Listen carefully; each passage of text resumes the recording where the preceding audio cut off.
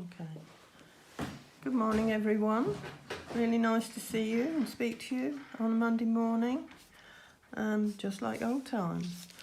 What we're going to do today is the layering technique. Some of you have been already doing this and others not. So I'm going to go through what it is all about, and I'm also going to back up this video with some notes, so you'll have notes to read as well.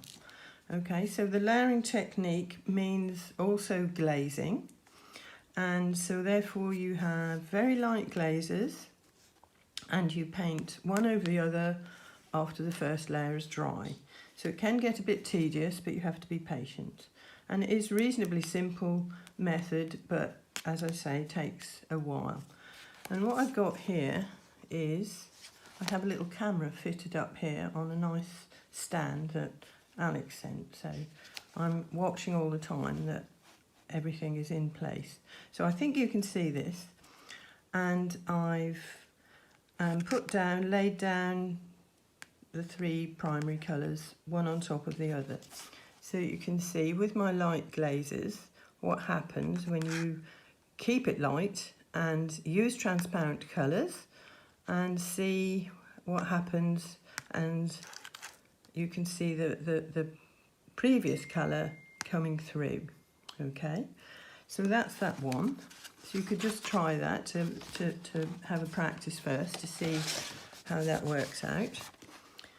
I've actually painted a Magnolia, which you'll see in a minute, and these are some of the colours that I used in my Magnolia. And again, you can see if I keep the washes light, how nicely the layers build up and eventually give more vibrancy. You obviously can place as many layers one on top of another as you wish to get the depth of colour, as you'll see again in a sec. This is one layer of paint, but leaving a little shape in the background. And that's maybe something you might like to try this time.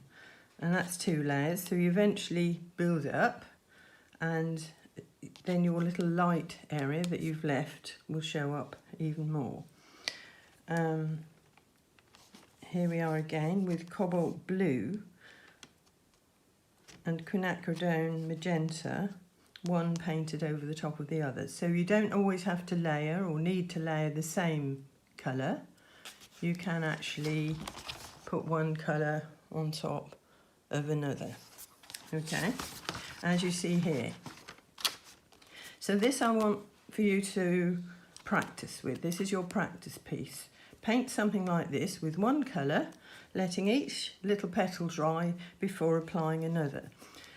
Because then you'll see the previous colour showing through underneath. And this is something you often see in flowers, where one petal is darker behind the other petal, and you just see the faint shape of it behind. So that's a really nice exercise and a good one for you to maybe start with. Okay, right, I want you to paint a flower. This is my flower that I painted the other day using the layering technique. You can paint your flower whichever way you like, in your own style and in your own way. Wet on wet, loose and free, whatever you like. Because actually today, I just want you to more concentrate on a background and layering a background. Some of you have already done this, some of you will not have. So if you're fairly new to this, I would suggest doing something more complicated, less complicated. If you have been doing this and you are proficient at it more, then do something more complicated. But keep it simple if you've not done this before. Okay. So I'm going to show you how to do a little bit of layering now. I've painted my Magnolia, and I've also placed a little bit of background around it already. So I'm using cobalt blue in a lovely light mix, and for my second layer I don't have to go everywhere, I can go just here and there, and also using the softening edges technique. So perhaps where you have a light area, it might be nice to just bring it up a little bit darker to show the edge of your flower. As I say, I've backed all of this up with some notes for you to read. But already you can see the difference. Because my flower was a light flower, I kept the edges of my flower lovely and light and even down to white paper, so that when I pop my consecutive layers in, the edges of my white flower are really going to show. Okay, so here's my second layer, and I'm softening the edges away so that if I don't want to carry it on all the way through, I don't need to. So perhaps I could keep it darker one side and lighter the other. So I would go around again with my second layer, doing this kind of thing and just bringing up particular areas that I feel might be nice. Or you can go everywhere. That's up to you. So have a little plan in your head before you start and before you get going. You can work this wet on wet if you wish, or you can just have a nice soft layer and place it down straight away. But as I say, keep those edges nice and free. So where you've got a dark area, keep it lighter. Where you're painting up against a darker area, keep your background lighter. If in fact you're painting up against a light area, go darker. And you can see one side of my flower is now appearing in a much stronger way than it did before. So I would need to leave my second layer to dry before I go again somewhere else. But I'm actually going to create some shapes into the background, which is something that some of you might like to do, or you can just leave your background plain like that. If you're not sure about where to go next or the sort of shapes you want to create into the background, why not do something like this and paint your shape on an extra piece of paper and just hold it there and see if you think it might look good.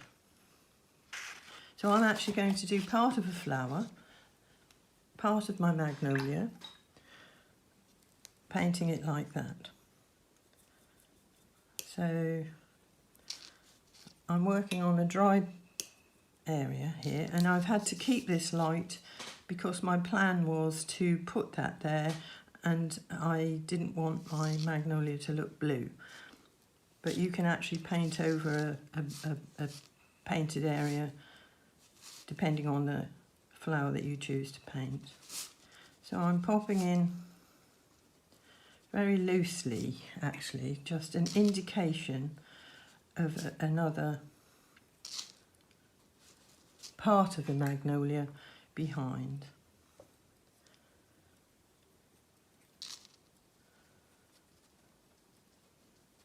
I have to say, this is one of the weirdest things I've ever done in my whole life.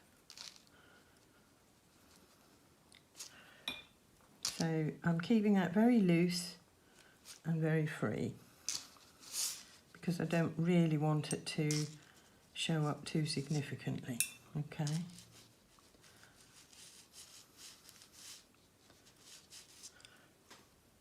And then I'm going to paint negatively around the petal shapes that I want to portray in this part of the picture.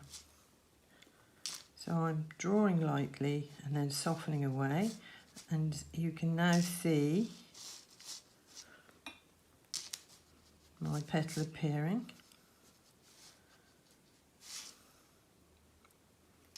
Perhaps put a little bit of colour into it.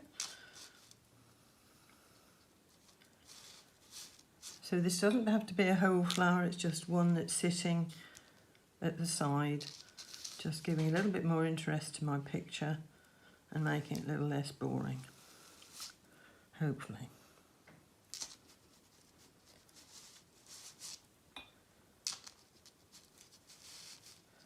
It's very quiet in here. not what I'm used to at all.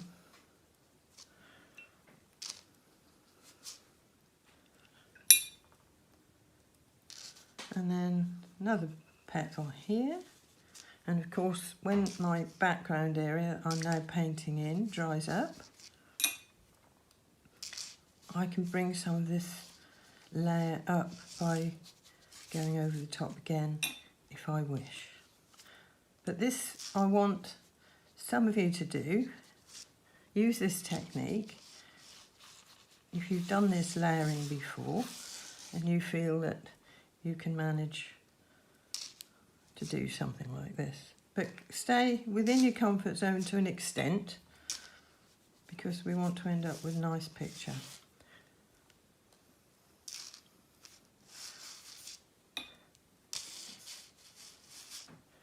And the background obviously doesn't have to go all the way to the edge of my paper. I can just let it go.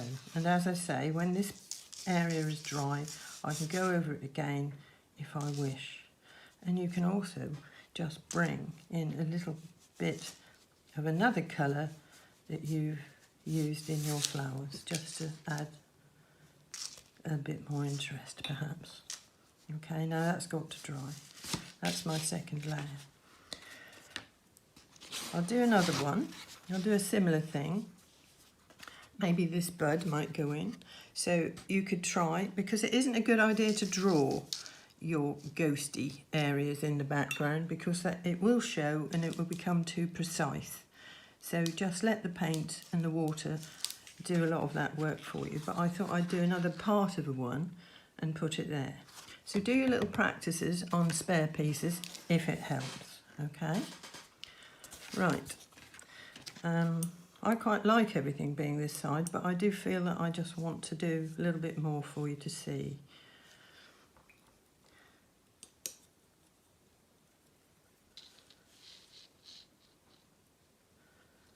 Let the brush do the work for you, making your shapes in the background. That way it'll stay nice and light, nice and loose. And there's a lovely little light area there that didn't really take, so that looks nice. And if it looks nice, leave it. Now I need to paint the shape of the bud. It'll probably look better on my practice piece than it does on here, because that's what always happens, as we know. But if you use that softening edge technique, should end up with, that way you can actually keep a little bit more control, and it'll end up looking good whatever happens, as long as you don't touch it too much. Just be careful not to touch any of this too much. You can make leaf shapes into the background, anything that suits your subject. I've not put very many leaves on here. Actually, my tree doesn't have that many at the moment anyway. But I decided that they really weren't going to help that much, so I've not put any leaves in. But you could actually put leaf shapes into the background. So there's a nice little bud shape here. A bit of greenery in it. And then leaf.